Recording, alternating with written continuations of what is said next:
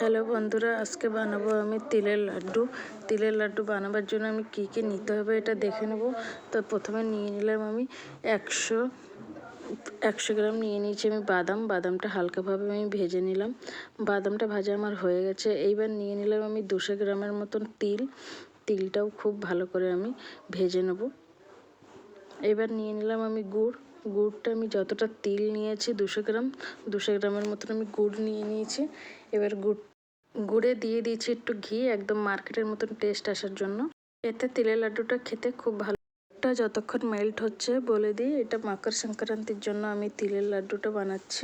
গুড়টা যতক্ষণ হচ্ছে ততক্ষণ আমি বাদামটা খুব ভালো করে ছাড়িয়ে পরিষ্কার করে নিয়ে মিক্সির জারে একটু হালকাভাবে আমি ঘুরিয়ে নিয়েছি।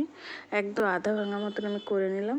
নিয়ে গুড়টা আমার হয়ে গেছে। এইবার দিয়ে দিলাম তিলের সাথে দিয়ে দিয়েছি আমি বাদামটা, দিয়ে খুব ভালো করে আমি মিক্স করে নেব। তখন মিক্স হচ্ছে ততক্ষণ একটা থালাতে আমি একটু ঘি ব্রাশ করে নিয়েছি আমি, কেন এটা ঠান্ডা হয়ে গেলে লাড্ডুটা করতে খুব অসুবিধা হবে। ওই জন্য আমি প্রথম থেকে ঘি ব্রাশ করে থালাটা করে নিয়েছিলাম। এবার আমার তিল আর গুড়টা হয়ে গেছে। এবার আমি ঢেলে একটু হালকা ঠান্ডা করে নিয়ে এক এক করে এইভাবে লাড্ডুটা বানিয়ে নেব আমি।